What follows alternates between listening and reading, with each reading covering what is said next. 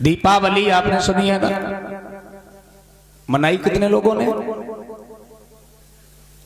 सब मनाते हैं, जानते भी हैं क्यों मनाई जाती है। मैं आज बता देता हूं। यहां यह पढ़ाया जाता है कि दीपावली अयोध्या में भगवान राम के आने से मनाई गई। अब आइए मैं इस शंका का समाधान कर देता हूं। रावण को राम ने मारा, ऐसा किताब में लिखा है। कब मारा? दशहरा के दिन। और दिवाली कब मनाई गई? कार्तिक की अमावस्या के दिन। कितना अंतर है दशहरा और अमावस्या में, बहुत अंतर है। अब देखिए तुलसीदास जी ने एक चौपाई लिखी है, उससे मैं आपकी शंका का समाधान कर दूं। तुलसीदास ने कहा, जब रावण को राम ने मार दिया तो तुलसीदास ने कहा, इधर भरत जी कहते हैं, भैया अगर एक दिन भी आप लेट हो गए तो मैं आत्महत्या कर लूंगा। आज आपने रावण का वध किया है और आज आपको पूरे 14 साल हो गए, इसलिए आज ही आपको आना पड़ेगा, क्योंकि वनवास आपका 14 साल का है। भरत आत्महत्या करने के लिए तैयार बैठे हैं, इसलिए राम ने सोचा अब हम पैदल तो जा नहीं पाएंगे, इसलिए रावण के पुष्पक विमान को ले लिया, हेलीकॉप्टर से चले आए। हालांकि उस समय विमान होते होंगे लेकिन हेलीकॉप्टर नहीं होते थे, क्योंकि मेरे हिसाब से तो 11 लाख साल पहले कोई विमान होता ही नहीं था, क्योंकि ये काल्पनिक कहानी है, मनगढ़ंत। 11 लाख साल पहले इस देश में, इस दुनिया में पाषाण कालयुग था। पाषाण कालयुग जानते हैं? जब आदमी पत्थरों से पत्थर मार के, पत्थरों से शिकार करके अपना जीवन यापन करता था। उस समय 11 लाख साल पहले की कहानी है, आपस में इतिहास से कहीं मैच नहीं खाती। लेकिन राम जी आए उस पाषाण कालयुग में हेलीकॉप्टर के माध्यम से, विमान के माध्यम से आकर के उसी दिन आए जिस दिन रावण को मारा, क्योंकि तुलसीदास कहते हैं भरत आत्महत्या करने को तैयार बैठे।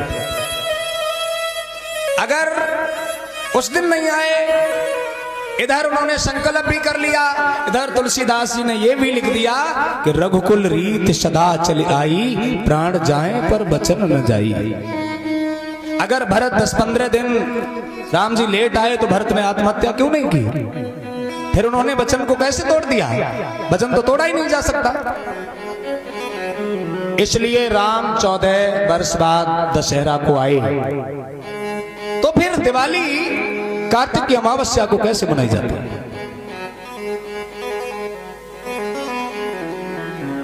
बात समझ में आ रही है कि नहीं? दिवाली कार्तिक की अमावस्या को हो ही नहीं सकती थी अगर रावण दशहरा को मारा जाता। इसलिए ये जो दिवाली शब्द है ना, ये भगवान बुद्ध के समय से है। दीप दानोत्सव, दीप दानोत्सव था ये, और इसकी शुरुआत धनतेरस से होती थी। आप हमेशा अंदाज लगाना, त्योहार जिस धर्म का होगा उसी भाषा में उसका नाम होगा। जैसे ईद, ईद से समझ गए होंगे कि किसका धर्म, किसका त्योहार है। क्रिसमस डे, ऐसे ही जितने धर्म हैं देश के अंदर, जितने त्योहार हैं, उनके नाम उन्हीं की भाषा में है। लेकिन इस त्योहार का नाम है धनतेरस। अगर इसे हिंदी में कहोगे तो इसका नाम होगा धनतेरह। संस्कृत में कहोगे तो होगा धन त्रयोदशी। इसका नाम पाली भाषा में है, बुद्ध की भाषा में है, इसलिए इसका नाम है धनतेरस। प्रेम से बोलिए भगवान बुद्ध की। यहां तो त्योहारों को भी चुरा लिया गया, लेकिन धोखा हो गया। उनको नहीं मालूम था कि पढ़े लिखे लोग हमारी बात को पकड़ लेंगे। जिस त्योहार का नाम धनतेरस से शुरू होता है वो बुद्ध का त्योहार है, क्योंकि बुद्ध की प्राकृत भाषा में उसका नाम है। सम्राट अशोक महान ने 84,000 बुद्ध विहारों का जब निर्माण कराया और जिस दिन इसका उद्घाटन किया उस दिन पूरे देश में दीपक जलाए गए, घर घर में दीपक जलाए गए, क्योंकि इसी दिन बुद्ध ज्ञान प्राप्त करने के बाद पहली बार कपिलवस्तु आए थे, तो कपिलवस्तु में भी दीपक जलाए गए थे। इसलिए ये जो दीपदान उत्सव का त्योहार है वो बौद्ध धर्म से जुड़ा हुआ त्योहार है। लेकिन यहां चाहे जो त्योहार हो, चाहे जो किताब हो, सब में छेड़छाड़ की गई और उन पर कब्जा किया गया। 11 लाख साल पहले की कहानी गढ़कर झूठी कहानी बनाकर और ये दर्शाया गया, जबकि 11 लाख साल पहले इस धरती पर पाषाण काल युग था, जब कोई राजा नहीं हुआ करता था, जब कोई राज्य नहीं हुआ करता था, जब आग की खोज नहीं हुई थी, जब आदमी को कपड़े का ज्ञान नहीं था। उस समय भगवान राम अयोध्या जैसे राज्य में आए कैसे, जब राज्य ही नहीं हुआ करते थे। इतिहास को समझना,